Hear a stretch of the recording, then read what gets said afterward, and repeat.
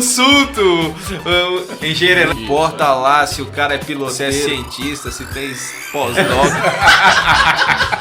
Você já tem isso. Existe, tá? Isso já existe. Oi, gente, tudo bom? Eu sou Marcelo Pandolfi. Hoje a gente está dando início a um novo projeto de um podcast de ciência, basicamente. E hoje eu estou aqui com o professor Otávio Franco para falar um pouquinho mais desse projeto, tanto do podcast, mas também de um projeto muito maior que a gente está trabalhando e que a gente está pensando. E aí, Otávio, o que você manda aí pra gente? Marcelo? Tudo jóia, cara.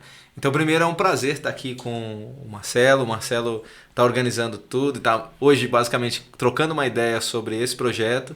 E o Kiko também, que está ali operando, ele não está aparecendo, mas a gente sabe que ele está ali, está fazendo o negócio funcionar, né? Então, obrigado pelo convite. E hoje é a chance da gente começar a conversar sobre um projeto que eu considero assim de suma importância dentro do país e para todo mundo. Pois é, e esse projeto, conta pra gente um pouquinho, como começou? Como que foi essa ideia? A gente teve várias aventuras e vários percalços no caminho, mas tudo teve um início, né? Tá bom, acho que isso se mescla com a minha própria formação, né? Então, quando eu penso nesse projeto, cara, ele começa lá atrás, quando eu penso que minha mãe estimulou a gente a trabalhar com ciência e estudar. Então eu sempre gostei de bicho, acho que a primeira coisa que eu me lembro assim, de ter uma felicidade era com animais. E aí, mas eu não gostava muito de estudar, né? Então assim, pra mim era uma coisa meio discrepante. Eu queria mexer com os animais e queria não ter que estudar. Coisa que depois eu descobri que não funciona. Mas hoje você estudou pra caramba, né? Não, qual é a tua formação? Fala pro pessoal aí. Embora eu diga que eu não gosto de estudar, eu estudei pra caramba. Então, primeiro eu fui formado em computação, eu fiz técnico em processamento de dados, aí depois descobri que eu não gostava desse negócio, achava chato pra caramba. Notoriamente, foi uma ferramenta importante, tanto que depois nós vamos falar, para esse projeto, a área de informática é essencial para a criação de bancos de dados e coisas afim. Aí depois me formei em biologia por conta dos animais, eu queria ser veterinário e não tinha veterinária na época, aí eu falei, entre não ser nada e trabalhar com bicho, eu falei, vou ser biólogo. E no começo eu não gostava não, eu achava chato pra caramba. Eu achava muito ruim o início da faculdade, eu não tinha acesso aos animais, e era só química, física, biologia, então... E a biologia é muito, muito primária, né? E depois eu descobri que eu gostava de ciência. Comecei a trabalhar no laboratório marítimo, trabalhei com golfinho. Minha primeira experiência com ciência foi mesmo analisando golfinho, só que também achava meio parado. Aí depois entrei no laboratório de fisiologia vegetal. Comecei a trabalhar com bioquímica e aí comecei a me apaixonar. Eu falo que eu teve um momento, um turn assim, que foi quando eu descobri que eu amava a ciência, que eu amava mais do que tudo. Eu comecei a trabalhar num projeto com feijão de corda para ajudar as pessoas que perdiam as lavouras, para entender e fazer plantas transgênicas resistentes à salinidade. E aí eu tinha que entender o que tinha em cada pontinha de raiz, né? Eu tinha que cortar 1 milímetro de cada raiz do feijoeiro. E eu trabalhei por 17 horas consecutivas cortando pontinha de raiz. E aí quando o meu orientador chegou, ele falou assim, cara, isso é um trabalho de uma semana, quanto tempo você levou para fazer? Eu comecei, era 9 horas da manhã, terminei 4 horas da manhã do dia seguinte, sem parar. Por causa que eu tinha curiosidade de saber o que tinha na pontinha, né? Aí eu falei, não, isso é uma coisa que me motiva e aí eu me formei em biologia. Aí depois comecei a trabalhar, vim para Brasília, na época eu estava na Federal do Ceará. Aí vim para Brasília, não tinha nada, não tinha dinheiro para comer, sofrimento. E aí tentei a bolsa de mestrado na UNB. Aí passei na UNB e comecei meu mestrado, aí é uma outra história que a gente pode contar depois. E aí passei pro meu doutorado. Na época eu corri. E eu acho que eu fui o doutor na época mais jovem do Brasil. Eu terminei meu doutorado com 24 anos. E hoje você tem quantos pós-doc? Mal lhe pergunte. Agora, assim, formais? Formais. Eu vou pro 6º agora na Dinamarca.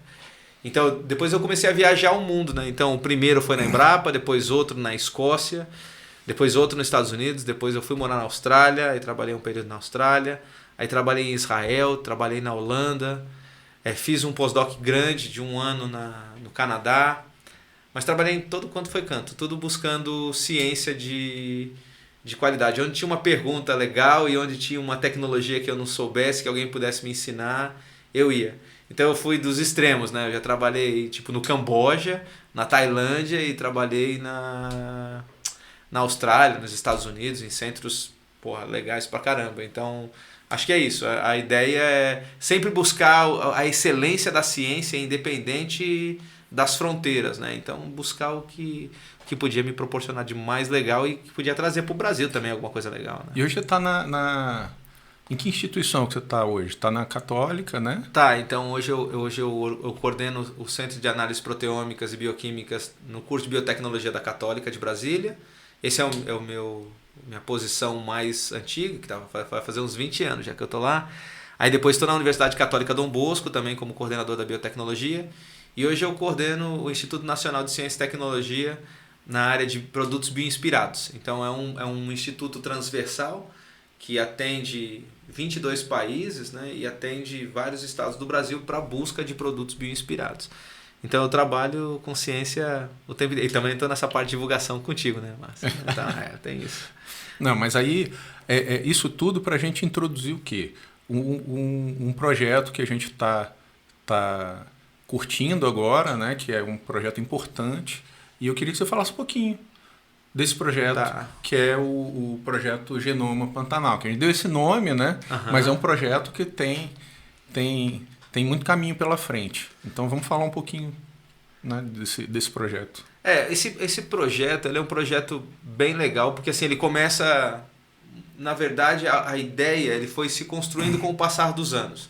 Eu sempre penso que ciência é uma coisa que demora mesmo. Hoje, para a juventude e coisas afim, tudo é muito imediatista, né?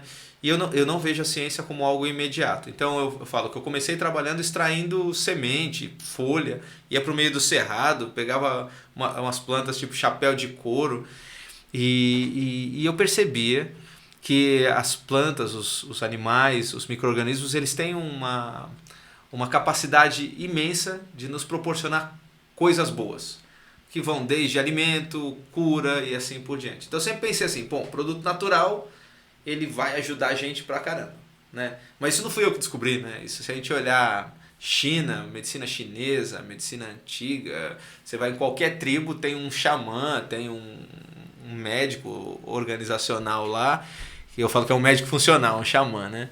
Que ele ajuda as pessoas. Então eu pensava assim, cara, se eu entender isso, eu posso ajudar milhões de pessoas. Porque isso foi o que sempre me motivou. Eu sempre pensei que se eu fosse médico, eu curava uma pessoa de cada vez. Mas se eu fosse um bom cientista e acertasse numa vacina, como aconteceu com o Covid, ou num fármaco, ia ajudar milhões de pessoas numa única vez.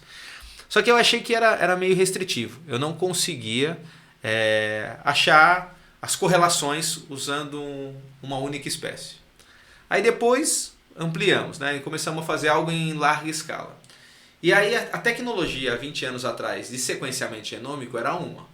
Então, há 20 anos atrás a gente não podia nem meramente imaginar em sequenciar DNA a um custo barato. Então, por exemplo, o DNA, o genoma humano, quando saiu em 2000, ele custou milhões de dólares. E foram muitos anos, né?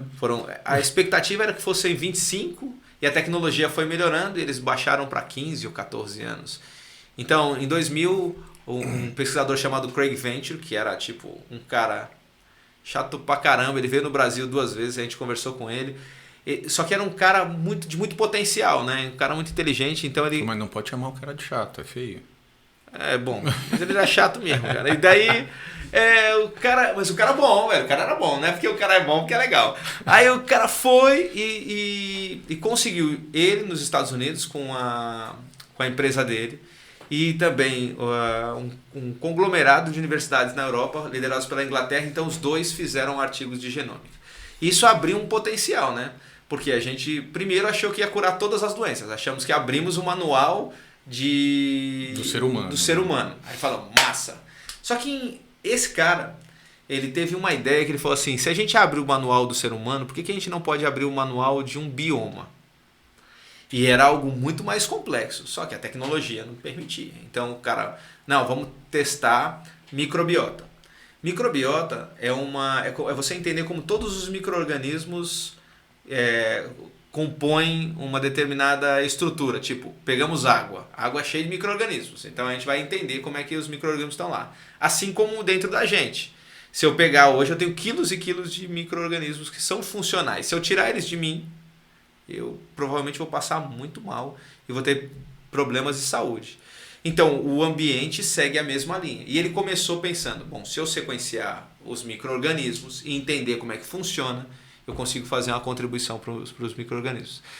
E aí, uma pesquisadora do norte dos Estados Unidos, que eu tive a chance também de conhecer, Jo Hendelsman, foi super solícita e começou a ensinar todo mundo a fazer esse tipo de tecnologia, que na época era muito cara.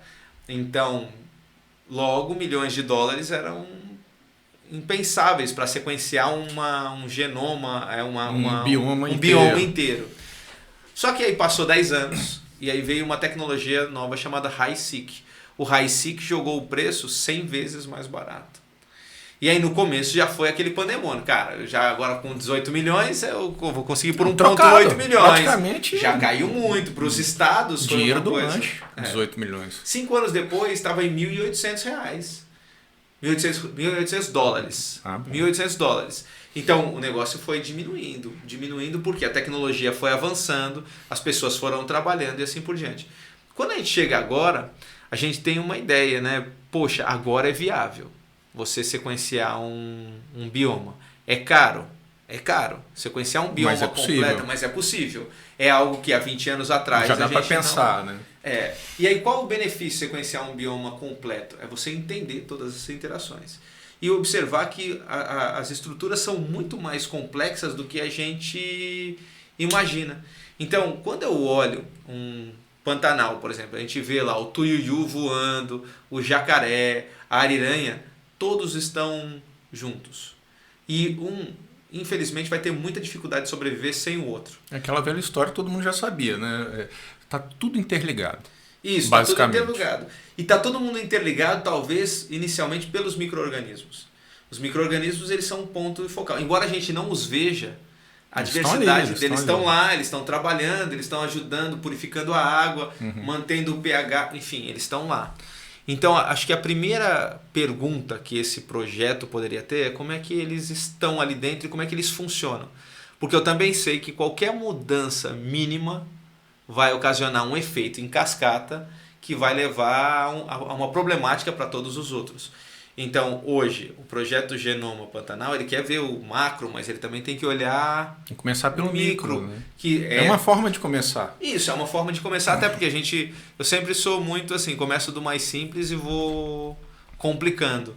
Então, os micro-organismos, apesar de serem um desafio gigantesco, cara, eles ainda assim são mais simples, não menos evoluídos, mas mais simples do que a estrutura.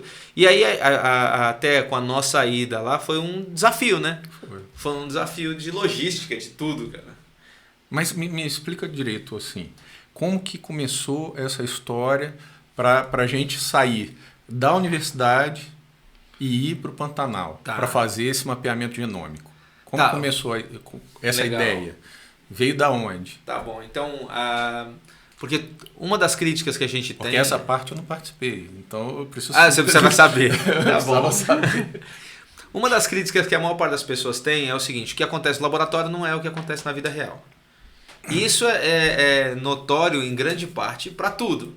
É igual a gente brincando lá dos cientistas, né? Quando a gente está dentro do laboratório, eu tenho o meu reino, eu que mando, só que a vida real não é assim. A vida real não está tudo sob controle. Então, quando a gente sequencia algo lá fora, tipo, eu vou para o Pantanal, os micro-organismos que estão acontecendo naquele exato momento é porque a gente tira uma foto. Não vai ser a mesma coisa de eu pegar a amostra e levar para o laboratório. Algumas pessoas vão falar, não, mas ok, se você usar nitrogênio líquido, você usar, sei lá, baixas temperaturas, justo, mas mesmo assim nada vai... Na minha concepção, se equiparar não é a mesma coisa, a você estudar algo... E aí surgiu essa tecnologia nova, que é a tecnologia que vem de Oxford, que hoje a gente chama de mini-ion. É um sequenciamento diferente que trabalha com nanoporos e que faz as bases do DNA passarem. O que é mais legal é porque ele é manual. Então, para quem... pequenininho, né? Ele é pequenininho, ele é do tamanho de um pendrive. Só para vocês terem uma noção, quando a gente começou a sequenciar, o primeiro sequenciador que eu operei no Brasil, ele tinha tipo 4 metros por 4 metros, pesava 250 quilos e não chegava na eficiência do que eu tenho nesse pendrive. Então, e muito mais caro. Cada rodada que eu tentasse era 50, 60 mil dólares, né? Ui. Então era caro pra caramba, a quantidade de informação era brutal, os computadores não eram suficientes, enfim. E aí surge essa tecnologia, que é uma tecnologia portátil. Ela consegue sequenciar no mesmo nível ainda do que alguns grandões dos dias de hoje? Ainda não. Mas ele me permite ver as coisas em loco. Ele vai me permitir ver estruturas lá dentro do Pantanal. Então, o pessoal de Oxford mostrou que era possível, sugeriu que talvez eles pudessem sequenciar em qualquer lugar. E aí na hora eu pensei, duvido. Opa! Duvido, velho. Vem cá que eu vou te mostrar. Eu não acredito não nisso aí. Aí esse meu amigo, que também é pesquisador, o Robert, que esteve com a gente e inclusive aplicou a tecnologia, falou, Otávio, sim, vai dar certo. E eu falei... Deixa eu fazer um parênteses, o Robert é irlandês, não pode chamar ele de inglês, por favor. Sim, é verdade, ele é irlandês. E um irlandês muito irlandês, né? Bom whisky. Bom whisky irlandês. Enfim, e um cara operacional. Então ele falou, então eu vou com você, Otávio. E eu falei, beleza, então vamos... E na hora eu ainda não tinha acreditado. Então, como houve esse desafio, nós tentamos fazer. O primeiro desafio, na verdade, foi trazer a tecnologia para o Brasil. Porque não é algo muito simples, nós tivemos que importar. Inclusive eu contei com a ajuda do pessoal da FAPESP, o pessoal isso é importante, de São Paulo, que eles se disponibilizaram a trazer para nós sem custo operacional. Então nós não pagamos o transporte, eles ajudaram em tudo. O pessoal da Fundect nos auxiliou também muitíssimo. E o pessoal da Oxford Nanopore também nos deu um descontaço significativo. E isso eu não posso esquecer. Então era uma coisa tipo que caiu 50%, 60% para que a gente pudesse testar a tecnologia deles. Muito bem, chegado, também não sabia o que fazer, porque eu nunca tinha operado um pendrive sequenciador, né? Então nós fomos aprender como é que funcionava. O Robert tinha mais experiência, testou em laboratório para ver se o negócio funcionava. Aí funcionou. Depois nós fizemos um teste no estacionamento da universidade para ver se a gente andasse fora do laboratório. Para fazer fora. Foi, e ela funcionou. Só que aí eu imaginei, bom, mas para ir para o Pantanal, você viu, Mark, é uma logística... um negócio meio complexo. Meio complexo. Você fazer uma expedição já é uma logística diferente. Mas para fazer uma expedição científica, para testar um conceito novo em campo, foi mais complexo ainda. Foi, cara, porque assim... Foi complexo, mas foi interessante, foi legal, foi bacana. Eu me divirto pra caramba, entendeu? Assim, mas assim, era uma complexidade, por exemplo, eu tô acostumado a ter tomada. E a gente teve que levar um gerador. Você estava lá comigo, eu arrumei um gerador de 250 quilos. O gerador de 250 quilos a gente ia botar num barco, só que o barquinho era uma canoa. Então depois nós tivemos que arrumar um gerador de quê? 40 quilos? Foi de 40 quilos. Foi um gerador pequenininho. Pequenininho. Mas precisava, né? A gente teve que fazer. Para esse primeiro momento foi uma prova de conceito, né? A gente teve que se virar um pouco com o que a gente tinha, né? Não, e as coisas assim mais simples que nós estamos acostumados, por exemplo, uma mesa. A gente só vê a necessidade de uma mesa quando ela não tá. É igual quando eu faço essas expedições um pouco mais fora do contexto, tipo Oriente Médio, que a gente dá muito valor à água quando a gente não tem. Parece que quando a gente está na nossa casa, a água é uma coisa desprezível, né? Você pega e abre a torneira, você vai no filtro. Só que lá não. Então coisas simples, tipo uma mesa, uma cadeira, uma vidraria, uma pipeta, que é o que a gente usa basicamente todo dia. Se ela quebra, acabou. A energia elétrica, a gente teve problema que você ainda consertou de mudar a tomada, desmontou a tomada. Então são coisas que eu estou acostumado a ter o controle total. E que se eu não tenho o controle total, tem uma equipe técnica que vai e fala assim, porra, acabou a energia aqui. Eu ligo, tem um cara que vai lá. Lá não tem ninguém, porque a gente subiu no Rio Miranda, quase 40 quilômetros. 40 quilômetros, mais ou menos. 2 horas e meia ainda. Isso, 2 horas e meia de barco para chegar numa área ambiental chamada Solobrinho, que nunca foi analisada nessa temática de genoma. Passando aí. Né? Essa que nós estamos passando aí. Tá ali o nosso barranco, né? Então, e tá ali o nosso irlandês, né? Então, assim, foi uma prova de conceito de mostrar que era possível. Acho que a primeira coisa foi mostrar a logística. Vimos que algumas coisas deram muito certo, porque realmente a técnica de sequenciamento, a tecnologia funcionou. Né? Vimos que algumas coisas nós temos que aprender, tipo eu não esquecer o pão, porque eu esqueci o pão e só levei presunto e queijo, e aí fiz presunto, queijo e Doritos. E olha que nós nem temos o patrocínio do Doritos ainda, cara.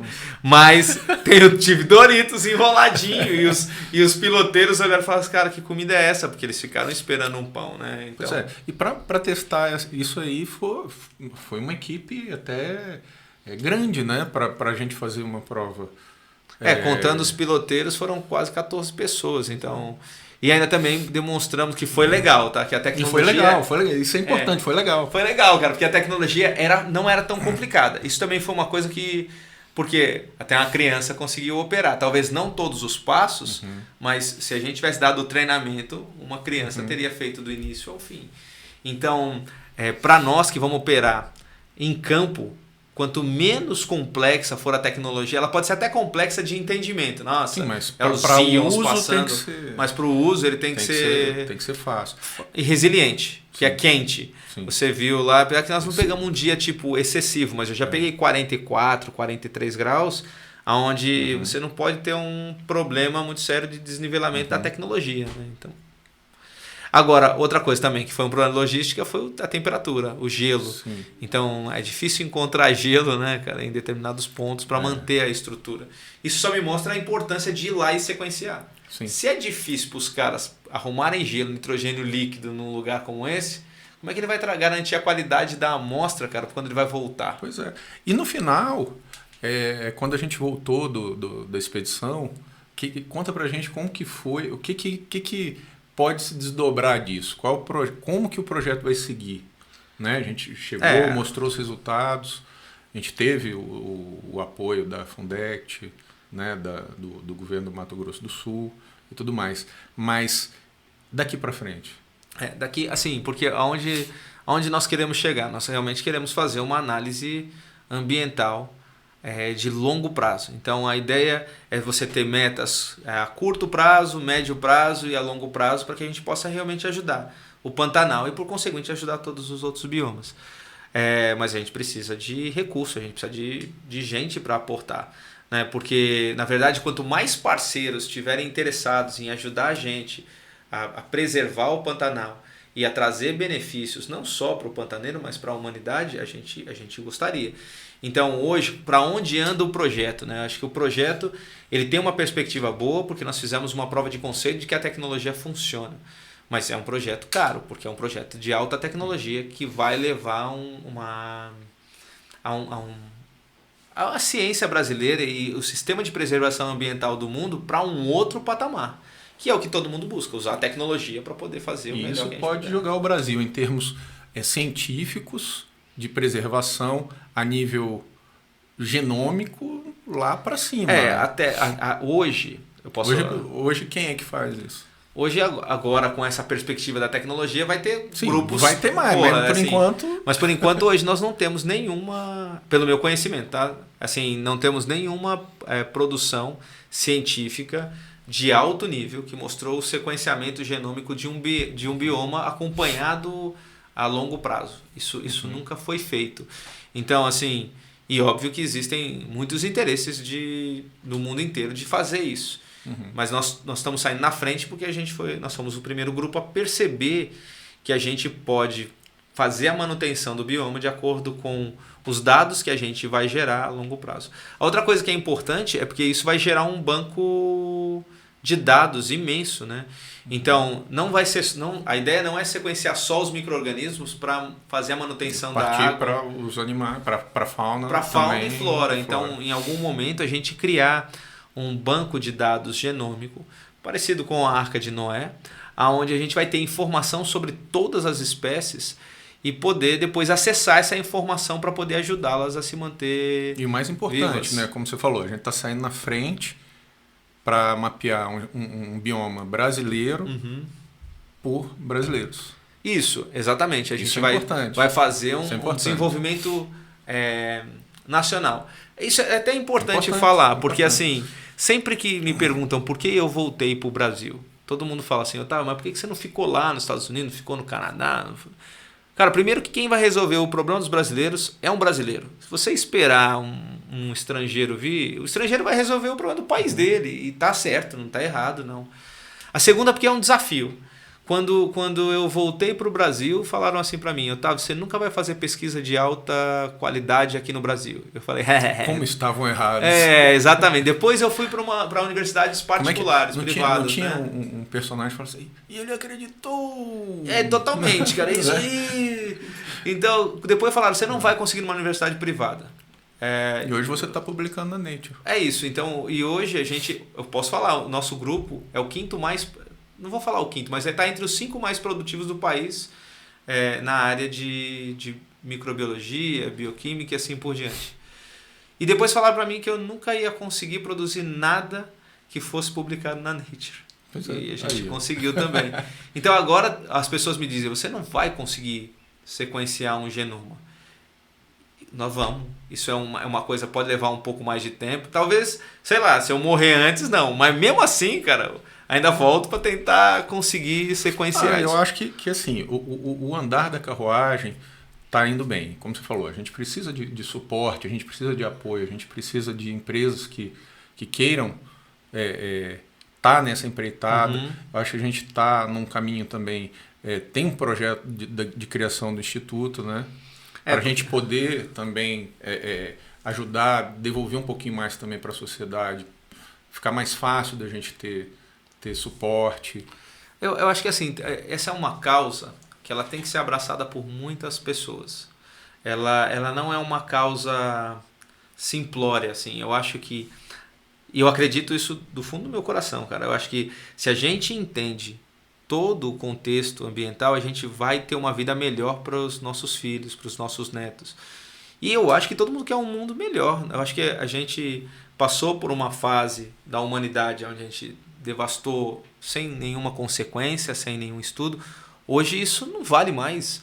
Hoje a gente tem a consciência de que a gente não pode mais fazer isso. Então, uma vez que a gente tem a consciência, tem a tecnologia, não é possível que o Estado, as empresas, o indivíduo, a sociedade não veja isso com bons olhos. Óbvio que isso tem um preço, porque a tecnologia sempre tem um preço. Tem um preço, infelizmente. Mas o payback vai ser enorme depois. Porque realmente a gente vai ajudar a proteger algo num outro patamar, além do desenvolvimento da tecnologia. Porque assim, vamos lá, país desenvolvido é que tem tecnologia. Então por que nós temos que ficar comprando sempre todas as tecnologias? Por que a gente não pode fazer a nossa e começar a distribuir essa tecnologia para as pessoas? Esse banco de dados de um bioma, ele vai ser aberto para a população. Essa é a ideia, a gente gerar conhecimento. Só que isso é uma tecnologia real. Muitas pessoas vão ter acesso. Aí, se o Estado depois quiser, enfim, usar isso para gerar novos produtos, vai estar lá também. Isso vai ser um benefício que a gente vai trazer não só para as empresas, mas também para o Estado, para a população e assim por diante. Então eu vejo com muito bons olhos. Mas realmente a gente precisa de suporte, cara. Porque... A ideia também é a gente criar um laboratório volante, né? Dentro do Pantanal, a princípio, né? Depois a coisa... até porque assim, para quem está ouvindo, né? A gente foi, tipo, com os carros próprios, alugamos o barco e ficamos o nosso suporte... Olha, Doritos, por favor, estamos aqui, comemos muito Doritos. Doritos funciona, cara, salva muita gente, Doritos salva vidas. Mas assim, uma das coisas assim que a gente fez, a gente montou o nosso laboratório, cara, debaixo de uma árvore. Não desfazendo a árvore, até porque nós estamos preservando, mas a gente precisa às vezes de um suporte, se tivesse chovendo, precisa de veículos diferenciados, né? Porque a gente vai para o meio do mato, e assim, até a localização, até para a galera também entender isso, né? Agora a nossa próxima expedição, que nós estamos organizando, ela vai para uma área que não tem nem no Google. Se vocês forem lá... 100 quilômetros longe de tudo, né? 100 você tá sendo legal. Mas depois a galera, se elas quiserem ir no mapinha, cara, lá passa tipo Passo do Lontra. Mas um pouquinho para frente, você olha, não tem mais estrada, mas tem coisas lá que não foram catalogadas, não foram sequenciadas e a gente nem sabe o que tem lá dentro. Então, para isso, a gente tem que ter uma estrutura, um veículo mais forte que vá suportar... telefonia via satélite. Telefone via satélite, até porque também... Internet via satélite. A gente quer ir lá, a gente quer fazer as coisas, mas a última coisa que a gente quer é colocar a nossa equipe em risco. Então, quando eu levei todos nós, né, nessa última expedição, nós montamos... um estresse, cara, manter todo mundo alimentado, saudável, a tecnologia fora funcionando, de perigo, fora né? de perigo. Porque... Sem ser comido pela onça, pelo jacaré, piranha. Tinha uma onça atrás de mim, só eu que não vi. Todo mundo gritando na rádio, no rádio, a onça! E eu olhando a curicaca. Não pode falar. Não posso falar, depois uma hora eu canto essa música da curicaca pra vocês, cara. Então, assim... Mas é isso, eu acho que o projeto é isso. A gente deu início, né, nessa história, e agora a gente conta com o suporte de todo mundo, né, para dar prosseguimento nisso. A verdade é o seguinte, nós temos boa vontade, nós temos conhecimento, nós temos uma estrutura mínima, mas para a gente chegar num outro patamar de conhecimento, num outro patamar de tecnologia, a gente precisa ser abraçado. A gente precisa de ajuda mesmo. E isso é importante, não só para mim, mas para todo mundo, entendeu? Então acho que é uma coisa justa, é uma causa justa pra caramba. Porque material humano, eu tenho certeza que a gente tem, é da melhor qualidade. Nível internacional. Não sou só eu não, cara dura. Nível universal. Não, é nível apaixonadal, velho. É diferente. O cara quando é porque é isso que eu gosto. Eu falo assim, o dinheiro é importante exatamente para isso. Não que eu não gosto do dinheiro, acho que o dinheiro viabiliza sonhos, né? Mas o ideal de fazer uma coisa diferente, nossa, é único. Então, o dinheiro na verdade é para isso, é para a gente poder fazer alguma coisa para ajudar um monte de gente e conhecer mesmo. Vamos chegar num nível de profundidade do nosso país que nunca ninguém chegou. Nunca ninguém foi ver exatamente o que tem lá. Às vezes as pessoas me perguntam, nossa, descobrimos um macaco novo ou uma ave nova que aconteceu há 3 semanas atrás. Imagina o que a gente tem de material genético quando a gente for para áreas que as pessoas não entraram. Aí sim nós vamos ver coisas que... É uma nova estratégia. Eu fico imaginando, tipo, quando Darwin saiu pela primeira vez no Beagle e ele via as espécies e falava, nossa, que... A gente vai levar isso para um outro patamar com o sequenciamento e vai ajudar a proteger essas espécies que às vezes somem sem a gente nunca ter nem visto. Elas desapareceram e foram como o vento carregadas, né? Então acho que é isso. Acho que a gente precisa de ajuda. Eu não me furto de pedir porque, enfim, para a gente ter sucesso vai ter que ter parcerias de alta qualidade e de pessoas que acreditem que o mundo pode ser melhor e o Brasil também pode. Então olha ali para a câmera e chama a galera, fala para o pessoal seguir a gente aí, que galera, nesse projeto, nesse podcast, nesse projeto, na manutenção dos biomas brasileiros, a começar pelo Pantanal. Cara, segue a gente nesse projeto. Primeiro que vai ser divertido pra caramba. A gente tem altos e baixos e se diverte. Segundo, porque a gente vai contribuir de muitas formas. E é por isso que é importante divulgar. Porque o que a gente está tentando fazer é levar ciência de alta qualidade para qualquer pessoa. Porque ciência não é só para mim, que fiz um monte de curso, um monte de coisa. Ciência é para qualquer pessoa que tem interesse de fazer. Se você tem curiosidade, aprende a técnica. Se aprender a técnica, dá para fazer, né? E a gente vai ajudar a proteger o ambiente. Não só o Pantanal. O Pantanal é nosso primeiro desafio, nosso primeiro challenge. Mas a ideia é que a gente consiga conhecer para preservar e, a partir daí, levar essa informação para todo mundo. Isso aí. Good. Segue a gente, pô. Sigam a gente. Estamos nesse projeto.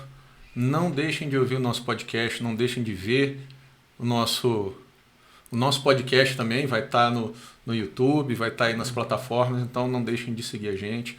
O Otávio vai estar aqui. Se tudo der certo, o Kiko, que está aqui ali atrás das câmeras, sempre vai estar aqui com a gente também. Vai dar certo, pô. Vai dar certo. E a gente vai estar sempre com assuntos bem interessantes. A gente vai estar com tecnologia, vai estar com ciência, vai estar com casos, histórias, convidados. Então, sigam a gente. Massa. Tamo junto, mano.